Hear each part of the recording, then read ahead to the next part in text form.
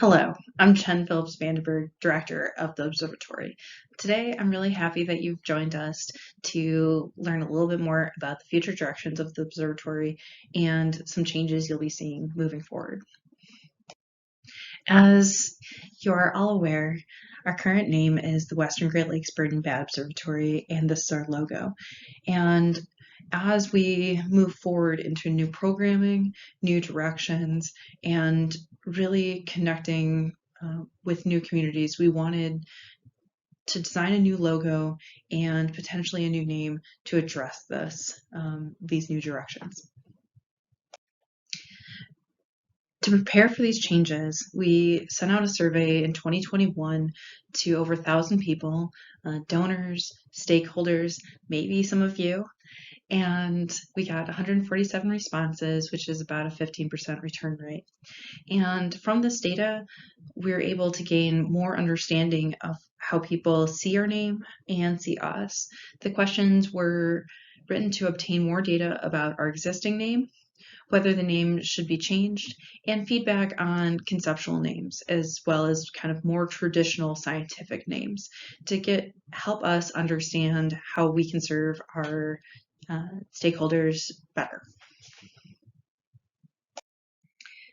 When we received the data, we weighed the pros and cons of the ideas that were suggested and different concepts for names.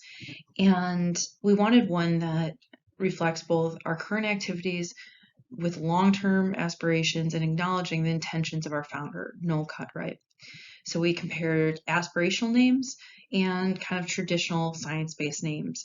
Some of the questions we included were, is our name easy to remember? How important is it to change our name? How receptive are people personally to a name change for their organization? And many more. After a lot of discussion, a lot of thought and effort, both on behalf of the board and a smaller subcommittee that was just tasked with considering a name change, we decided on the Lake Michigan Bird Observatory. As you can tell, this is a shorter name that reflects the core mission area that we serve. With the new name came a need for a new logo, and this is what we came up with for the Lake Michigan Bird Observatory. A very bold logo with a very engaging, bold bird, the belted kingfisher. This logo was chosen because belted kingfisher is easily recognizable both for people very far into the bird world and people just getting started on it. And it shows the connection between land and water. So these birds bridge that gap in many different ways in these kind of habitats that are on the edge of land into water. So everything from Lake Michigan to streams to lakes. It's a water dependent bird for an organization that is very highlights the Lake Michigan component of its name.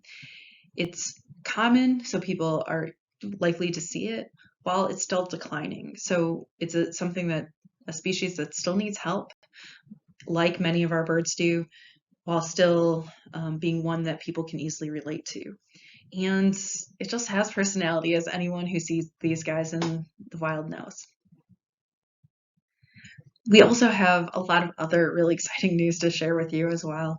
So right now we're in the middle of expanding our capacity so we can do more good work for birds and expanding each of our 3 pillar projects, expanding the MODIS wildlife tracking system in Wisconsin, expanding the neighborhood habitat improvement project, and expanding and lending more capacity to partnerships, which I'll talk about each briefly.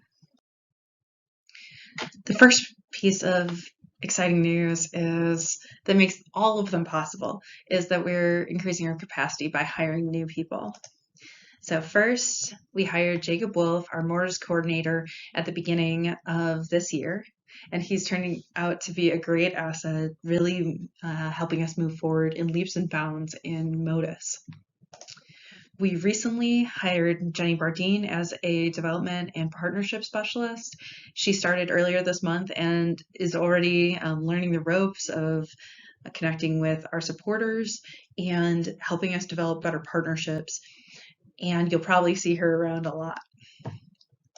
And then coming soon in a few months, we're going to be hiring an outreach coordinator, and they'll really be focused on providing more educational and outreach capacity for our partners and the areas we work in along the Lake Michigan coast. With this increased capacity, we're able to really expand our projects and help them be the best they can be, and ultimately create a MODIS and neighborhood habitat improvement project coastline, where both are expanding and both can help birds and communities in this region. Right now, the Lake Michigan Bird Observatory is hard at work expanding the MODIS wildlife tracking system, which is a telemetry system that allows scientists to track birds and other flying animals over really long distances. But in order to do that, we need these types of transects that you can see here, where if a bird passes over them, you can be relatively certain that they'll get intercepted as they migrate. So right now, we're focusing on this first transect along Lake Michigan.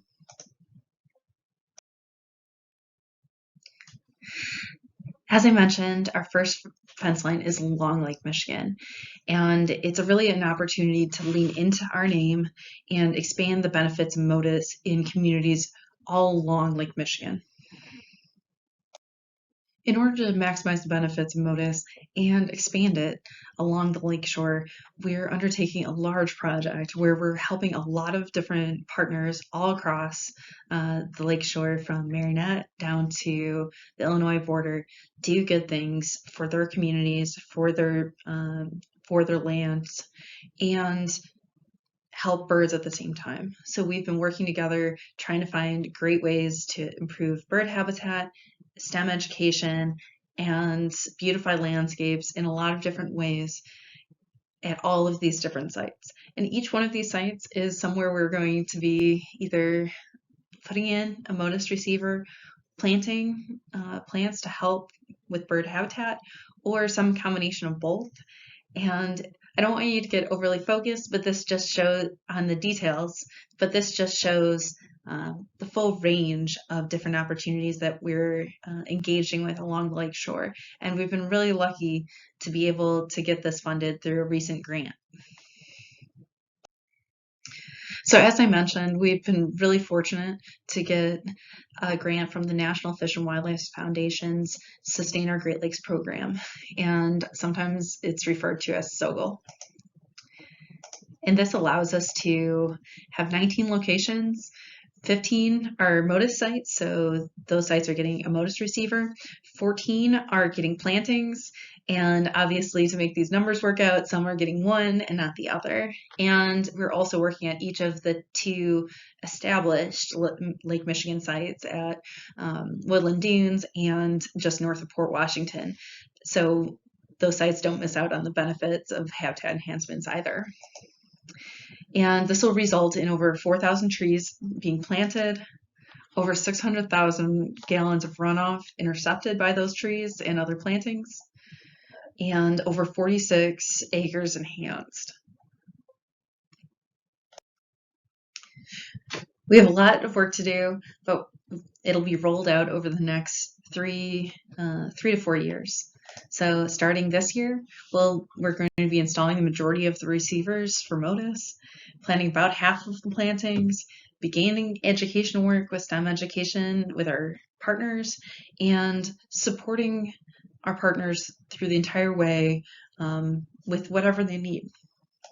Starting next year, we'll install the rest of the receivers, install most of the remaining plantings, continue that education work, continue to provide capacity and support to our partners. And in 2025, we'll actually get started tagging birds with MODIS tags, plant the remaining plants, continue to and publish education work, and again, continue to support our partners however they need.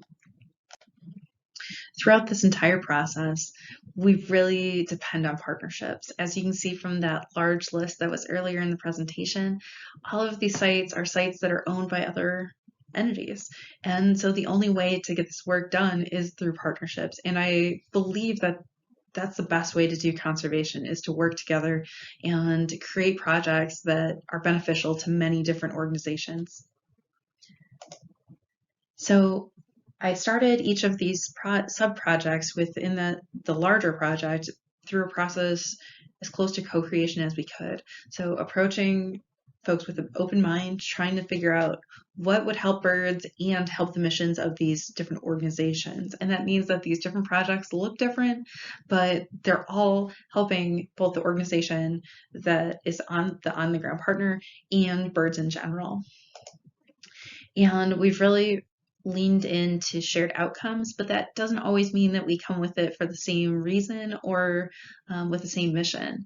And that's actually really exciting to me, because it means that many different organizations can come together for bird conservation and still have it be a win for their own mission and be in line with what they're trying to do and the benefits they're trying to see in the world, which is just exciting and fun.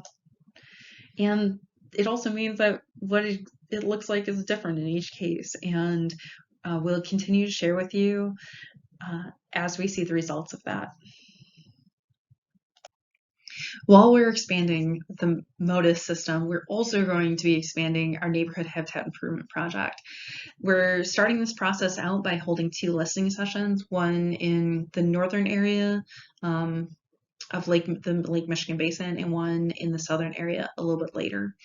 And these are really important for helping understand the barriers and benefits to communities and local groups. So what we're trying to do is understand what keeps them from doing these actions that are really important for birds, and how can we help create programs that will help them do good things in their communities with as little effort as possible. And these sessions will be the basis of developing tools to help them do just that.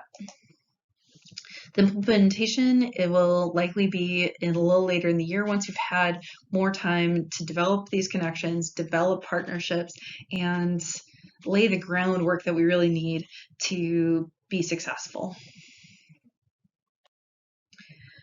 As you've heard, this is a really exciting time for the observatory, with increasing capacity, expanding our programs.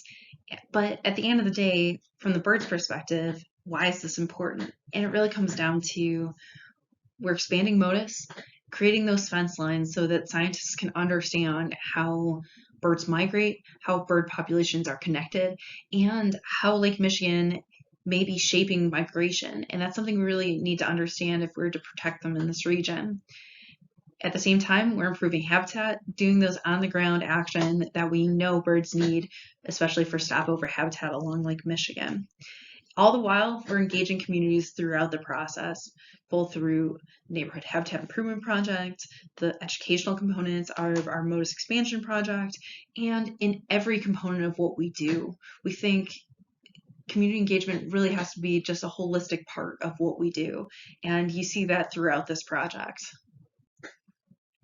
With that, I want to thank you for learning more about the new directions of the observatory. And if you have any questions, please contact us at any of our contact information here. For now, we're still at the WGLBBO.org website, email, and social media. And we'll let you know as soon as we're ready to switch over to LMBO. With that, thank you so much. I'm really glad that you took the time out of your busy day to listen to the exciting news the observatory has, and I hope to see you at a future event or project.